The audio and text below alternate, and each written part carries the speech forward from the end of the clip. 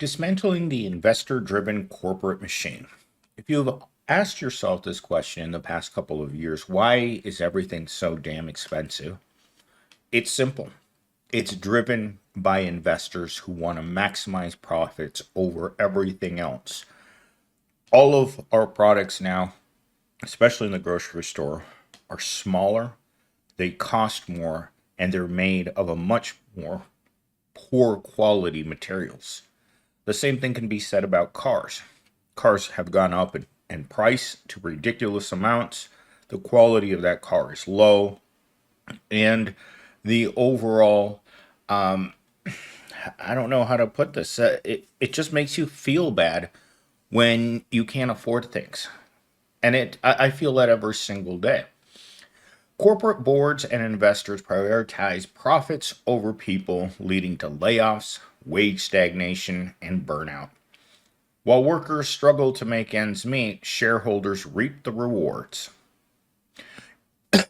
Yesterday, even though I had to call off in the afternoon because of a bout with the explosive diarrhea, I got a phone call from one of my coworkers who said that a really nice lady got fired today, and for the first time ever, the corporation is going to withhold her finalization of her termination over her work computer. And I had never heard that. And since I wasn't at work, there was very little that I could do because I didn't have access to a computer at the time. But I'd never seen this before, where they had actually said, you don't get your money until we get all of our stuff back from you. And he felt really bad because this lady had just been laid off with no notice. She'd worked for the company for over 20 years, and she was a really nice person. And I had already gotten back a lot of her stuff. I actually have her name badge in my office, her security card, and her company work shirt. I wasn't sure what to do with it. So when people are treated like this extremely poorly in the workplace, it bothers me because these people are just walking along thinking, I'm struggling financially, my wages are stagnant, and I can't make ends meet. And yesterday, in rare form, my boss stopped by the office unannounced, right? And he was there for about 4 hours. And when he's there, I just try to ignore him. I just do my work. I mean, there's an overwhelming amount of work for one person to do. And so I was just doing my work all day. And towards the end of the day, right before I left, when he's there, my stomach is really cramped and I'm stressed out because he likes to micromanage people when he's there. Gladly. Most of the time, he works from wherever he works, either the other office or somewhere else in the state. So I don't see him much. In fact, I would say that I see him once every, I'd say 3 to 4 months. If even that might be a lot. So on the average day, I don't have to interact with him in any way.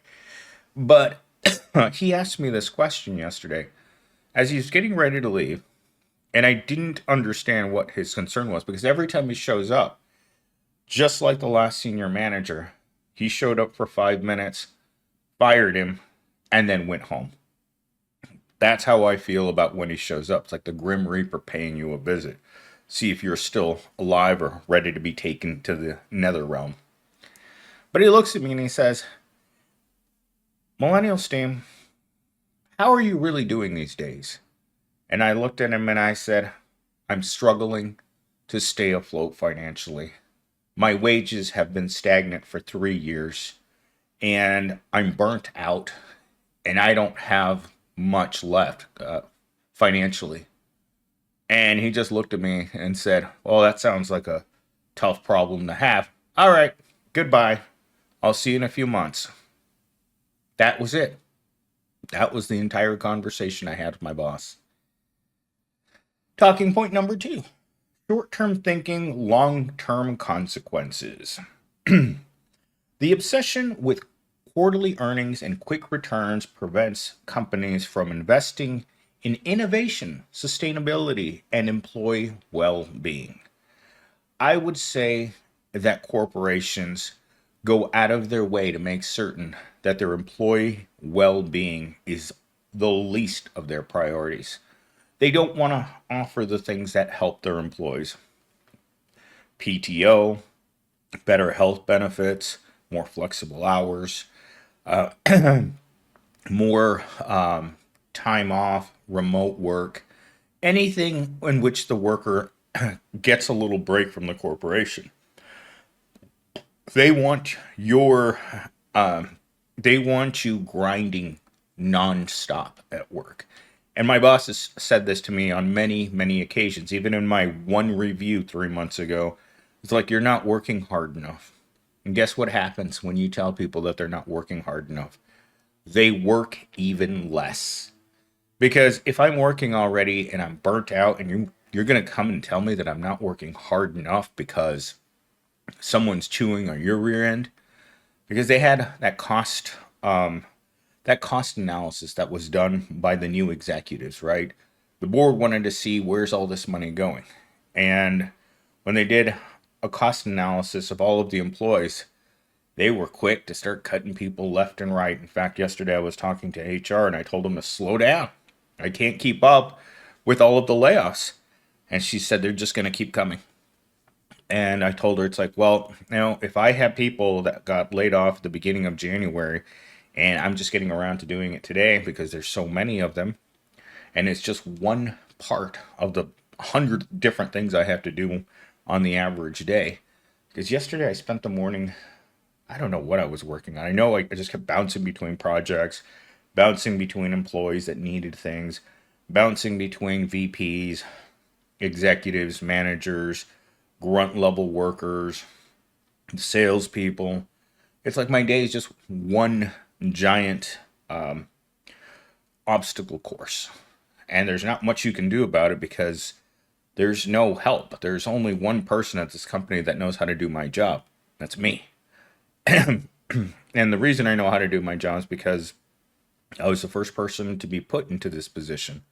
I don't have a predecessor who's like, well, you need to do it like this.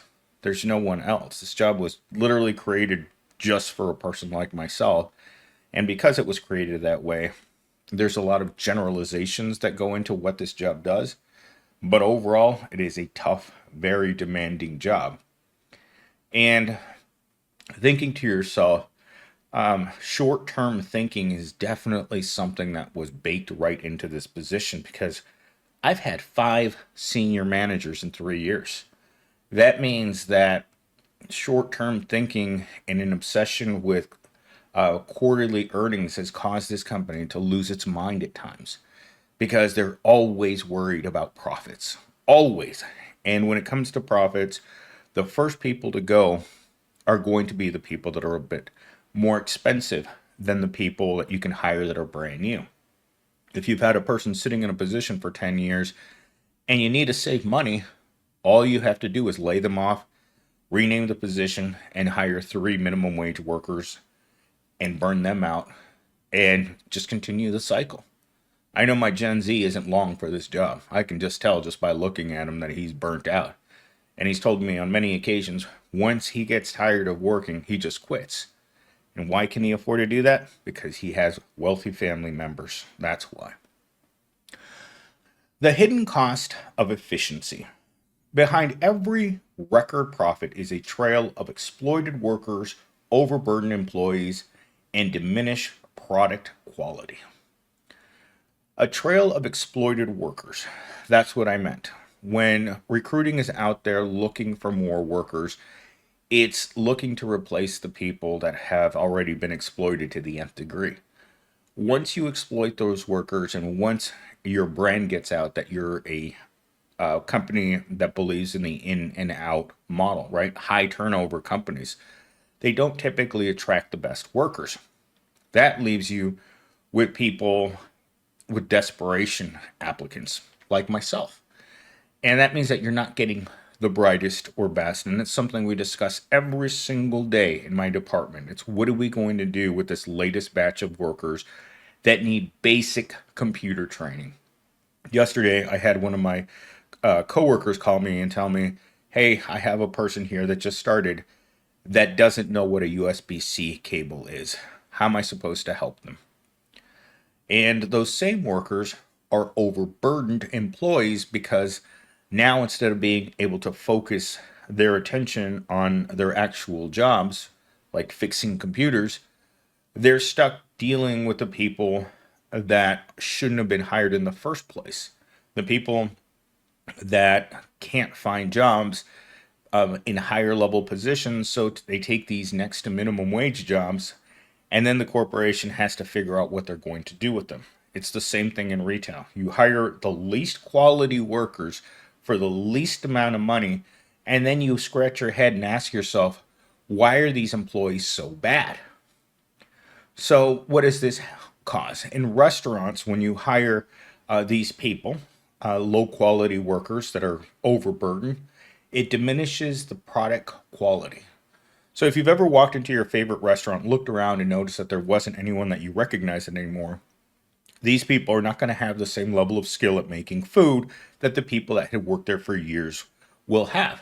Therefore, it diminishes the product quality, and therefore you don't go back. This is one of the main reasons why restaurants are going out of business. They want a lower quality to the point where their customers no longer want that product. That means that they go under because people aren't going to come back to eat dog food and pay ridiculous amounts of money to eat dog food. People are smarter than that, or they should be. Or, God, I hope they should be. But this analogy can also be used for the overall quality of jobs. If every job you apply to tastes like dog food, you're going to stop applying to those jobs. Again, once workers do not want to work for your company, that means that you're going to go under. And there's a lot of speculation about what's going to happen as they get rid of all of the migrant workers. Yesterday, as I mentioned in a short, they're going around looking for where migrants work, right? And once you get rid of all of the migrants, or they're too afraid to go outside and go to work because they're afraid of being deported, then that means that there's going to be a surplus of jobs that no one wants to do. There's a reason why migrants take landscaping jobs, meatpacking jobs, and farm jobs. They're jobs that, regardless of how much money you offer, a regular American will not do that job. It's too hard. And today I just heard that Trump stopped. It was on the cover of something. He just did something crazy. Trump pauses all federal grants, loans, and other assistance. Bombshell leaked memo reveals. Trump just stopped student loans. That's what that means.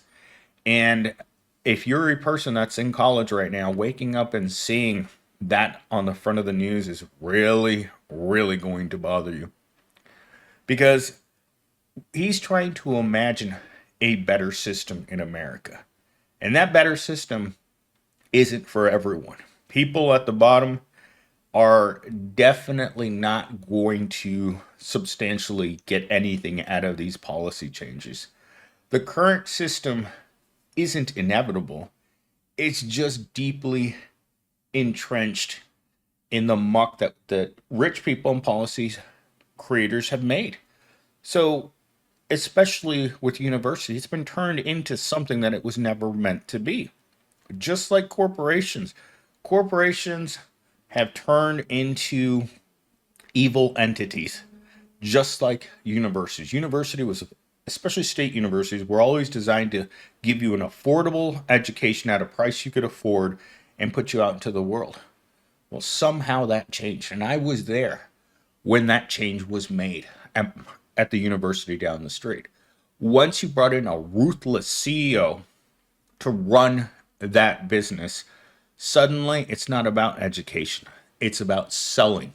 It's about selling books, selling apartments, selling food plans, selling parking.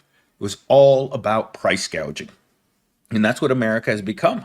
And that's why we're all suffering the indignity. Because imagine a better system in which things are working as they're supposed to.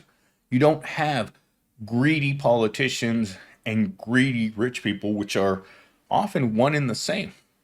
The reason why policymakers turn their backs on creating a more affordable or fair world is because they directly stand to gain from those systems that make certain that people are trapped in low-level jobs and buried in debt. A system in which it keeps you so buried in so much ridiculous debt that you will turn on the hamstring wheel for the rest of your life. You will never make it to retirement.